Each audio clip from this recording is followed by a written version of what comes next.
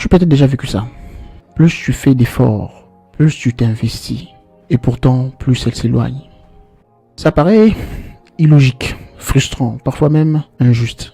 Mais en réalité, ces comportements suivent une logique psychologique très précise que beaucoup d'hommes ne comprennent pas. Dans cette vidéo, je vais t'expliquer pourquoi plus tu poursuis une femme, plus elle s'éloigne. Reste jusqu'à la fin, tu comprendras exactement quoi changer pour inverser la dynamique sans forcer, supplier ou te perdre de toi-même. Mais avant tout, like la vidéo, abonne-toi si ce n'est pas encore fait, on y va. Première raison, tu supprimes les mystères. J'ai commis la même erreur dans le passé. Je me souviens, quand j'étais encore à la fac, il y a quelques années passées, je sortais avec une fille. Bon, enfin, il n'y avait pas qu'elle. En vrai, elle était ma préférée. En plus d'elle, il y avait aussi d'autres filles comme ça, tout ça, tout ça. Mais une chose est sûre, c'est que quand bien même elle était ma préférée, pour ne pas me répéter, je n'avais pas trop la tête à ça. Avec elle ou avec les autres, je n'avais pas vraiment la tête à ça, j'étais concentré à autre chose. Et à cette époque-là, elle s'en plaignait. Généralement, elle s'en plaignait. Pourquoi tu n'es pas dispo? Je me souviens avec une autre fille, là, on s'était séparés pour la même raison. Mais avec elle, elle insistait. Mais en fait, autant je n'avais pas la tête à ça, autant j'avais une œil sur lui parce que pour elle, elle était ma préférée, tu vois. Jusqu'à ce qu'arrive un moment, je me suis dit, bon, pour ne pas m'embrouiller, je préfère rester avec elle, me concentrer sur elle pour bâtir quelque chose de bien, voilà. J'ai pris cette décision. Et après avoir pris cette décision, je suis parti le voir. Et je lui ai fait voir tout ça. Je lui ai dit non, voilà, tu t'en plaignais, tout ça. On va arranger. Maintenant, je vais faire les choses bien. Tout ça.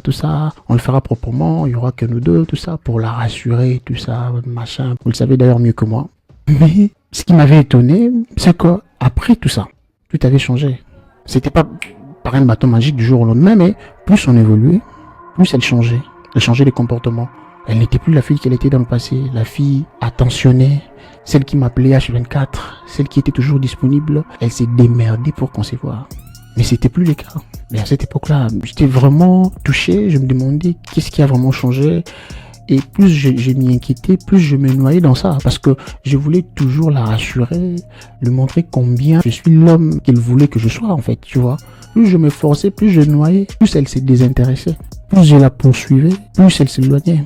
Et à cette époque-là, j'étais très affecté, très emporté. J'y pensais énormément. Je me disais, qui devrais-je faire pour qu'elle redevienne la personne qu'elle était dans le passé? Parce que pour moi, je me disais, c'était à cause de moi. Si elle n'est plus la personne qu'elle était dans le passé, c'était parce que je ne remplissais pas mon rôle dans le passé. Mais j'ignorais que l'intérêt naît de ce qui n'est pas totalement acquis. Et j'étais devenu totalement acquis. Je n'étais plus mystérieux comme avant. Parce qu'en poursuivant trop, tu expliques tout. Tu rassures trop. Tu donnes tout trop vite. Et il n'y a plus rien à découvrir. Et l'objectif n'est pas de vous encourager à avoir plusieurs conquêtes et tout le reste. Non, c'est pas ça l'objectif. Au moins que ce soit analogue à votre culture, hein, en adéquation avec vos valeurs le plus rudimentaires. Là, je suis d'accord. Au cas contraire, je vous encourage pas à faire ça.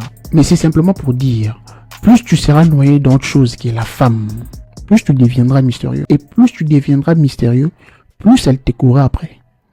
Et l'inverse aussi est valide. Deuxième raison, tu montres que tu as plus besoin d'elle qu'elle a besoin de toi. Tu sais, l'attirance fonctionne quand il y a équilibre. Mais quand tu poursuis, comme dans mon cas, il y avait des messages répétés, j'écrivais à tout le temps, ma disponibilité était totale. J'étais toujours là, disponible, H24, je la cherchais à tout le temps. J'ai passé la voix, tout ça, patati patata, des efforts unilatéraux. Hein. On était maintenant dans une relation où je fournissais plus d'efforts. C'était moi qui menais la cadence. J'étais le seul à fournir des efforts. Mais sachant pas qu'en faisant ça, c'est là on voyait un message clair. Genre, ma valeur dépend de toi. Hein. C'était une manière subtile de lui dire que ma valeur à moi dépend d'elle. Et ses besoins excessifs repoussent. Troisième raison, c'est parce que l'être humain valorise ce qu'il doit mériter. Ce qui est trop accessible est souvent moins valorisé, n'est-ce pas? Imagine vous avez des invités chez vous. Le premier, c'est quelqu'un qui vient souvent chez vous. Il est toujours là H24. Les lundis, les mardis, les dimanches, vous discutez pendant 2 heures et puis il rentre chez lui. C'est quelqu'un de très proche, quoi. Et le second, il n'est pas si proche que ça. Mais vous avez quand même de bonnes relations. Il vient peut-être une fois, chaque 5-6 mois. C'est fait rare. Hein, si vous recevez le deux invités, qui est-ce que vous donnerez un peu plus d'importance? Hein, qui est-ce que vous traiterez un peu plus soigneusement, avec un peu plus de particularité, tout ça? C'est généralement le second, n'est-ce pas? C'est ça la réalité. La rareté crée de la valeur. Ce qui est trop accessible est souvent moins valorisé. Comme tel était dans mon cas, j'étais souvent trop disponible. Ce n'est pas cruel, c'est humain. C'est comme ça, c'est de la psychologie humaine. soit cet homme mystérieux est rare. Parce que les gens comme toi, comme tu le sais, il n'y a pas d'eux. Et on n'aura jamais. Au revoir.